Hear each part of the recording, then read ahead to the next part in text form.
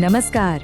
क्या आपके साथ भी ऐसा होता है कि मोबाइल रिपेयर करते करते पीसीबी का पैड ही उखड़ गया या आईसी निकालते निकालते जल गई? ये बहुत कॉमन प्रॉब्लम है ना? तो आज हम इसी फ्रस्ट्रेशन का एक पक्का और सेफ सॉल्यूशन देखने वाले हैं। एक ऐसा टूल जो आपके काम को सिर्फ आसान नहीं बल्कि एकदम प्रोफेशनल बना दे। ये एक ऐसी दिक्कत है जिससे हर टेक्नीशियन को दो चार होना पड़ता है और हम सब जानते हैं कि कितना गुस्सा आता है, कितना फ्रस्ट्रेटिंग होता है ये। पीसीबी पैड्स का उखड़ जाना, आईसी निकालते वक्त बोर्ड का काला पड़ जाना या ट्रैक का टूट जाना, ये सब चीजें ना सिर्फ काम को मुश्किल नहीं बनाती बल्कि कभी कभी एक अच्छा भला बनता हुआ काम पूरा फेल हो जाता है। एक बात पहले ही साफ कर देते हैं, हम यहाँ किसी जनरल इलेक्ट्रॉनिक्स की बात नहीं कर रहे हैं। ये जो पूरी चर्चा है ना, ये सीधे सीधे मोबाइल रिपेयर के काम के लिए है। मतलब ये एक प्रैक्टिकल गाइड है जो खास तौर पर मोबाइल टेक्नीशियंस की जरूरतों को दिमाग में रखकर तैयार की गई है। तो चलिए अब सीधे प्रॉब्लम की जड़ में चलते हैं। सबसे पहले ये समझना बहुत जरूरी है कि हमारी जो पुराने तरीके हैं, मतलब जो हाई हीट वाली सोल्डरिंग है, वो आज के इतने सेंसिटिव मदरबोर्ड्स पर असल में क्या क्या नुकसान कर सकती है। ये जो लिस्ट है ना, ये हर टेक्नीशियन को अपनी कहानी लगेगी। सबसे पहले पीसीबी पैड का उखड़ जाना, ये तो मतलब सबसे कॉमन है। फिर ज्यादा हीट की वजह से आईसी के अंदर की नाजुक लेयर्स का डैमेज हो जाना, कई बार तो गर्मी से पूरा का पूरा मदरबोर्ड ही मुड़ जाता है, वॉर्प हो जाता है। और हाँ, रीबॉलिंग के टाइम सोल्डर पर से कंट्रोल खो देना, ये तो एक अलग ही सिरदर्द है जिससे शॉर्ट सर्किट का रिस्क बहुत बढ़ जाता है। तो सवाल ये उठता है कि भाई जो तरीके इतने सालों से बढ़िया काम कर रहे थे वो अब फेल क्यों हो रहे हैं? इसका जवाब पता है कहाँ है? आज के स्मार्टफोन्स की जो टेक्नोलॉजी बदल रही है ना, उसी में छिपा है। देखिए, आज के मदरबोर्ड बहुत ज्यादा कॉम्पैक्ट और कॉम्प्लेक्स हो गए हैं।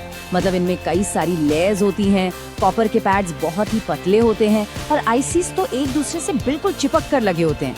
ये सारी चीजें मिलकर ना बोर्ड को हीट के लिए बहुत ही ज्यादा सेंसिटिव बना देती हैं। अब यहाँ पर अंतर बिल्कुल साफ है। एक तरफ है 183 डिग्री सेल्सियस वाला सोल्डर जो पैड उखाड़ने से लेकर आईसी को परमानेंटली डैमेज करने तक का रिस्क बढ़ाता है, और दूसरी तरफ है 138 डिग्री वाला सोल्डर जो इन सभी खतरों के सामने एक शील्ड, एक सुरक्षा कवच की तरह काम करता है। ये सच में एक गेम चेंजर है, चाहे कोई नया सीख रहा हो या सालों से काम कर रहा हो। तो फिर इन सारे सिरदर्दों का इलाज क्या है? इसका जवाब है एक खास प्रोडक्ट जिसे इन्हीं मुश्किलों से निपटने के लिए बनाया गया है, और वो है मांथ माई 38A सोल्डर पेस्ट। देखिए, ये कोई आम सोल्डर पेस्ट नहीं है, ये एक प्रोफेशनल ग्रेड टूल है। मांथ ब्रांड का MY38 मॉडल। ये एक low temperature lead based solder paste है और इसका मेल्टिंग पॉइंट है सिर्फ 138 डिग्री सेल्सियस। इसे खास तौर पर सिर्फ मोबाइल मदरबोर्ड रिपेयर के लिए ही डिजाइन किया गया है।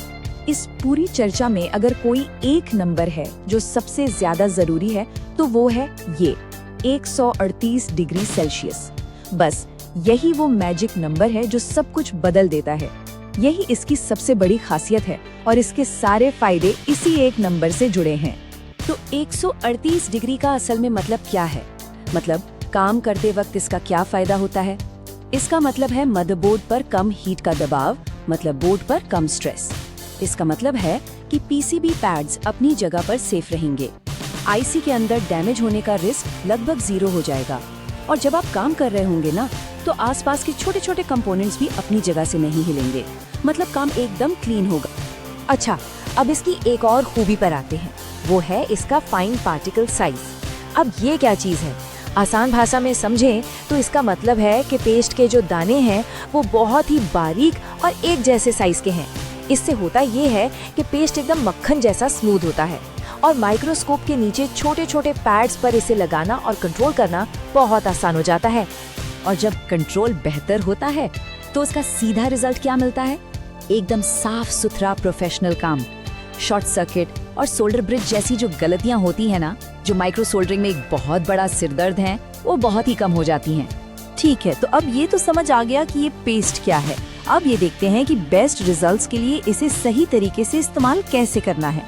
इसका हर एक स्टेप बहुत जरूरी है, तो थोड़ा ध्यान से सुनिएगा। नंबर 1, इसे हमेशा फ्रिज में 0 से 10 डिग्री के बीच स्टोर करें, इससे इसकी क्वालिटी बनी रहती है।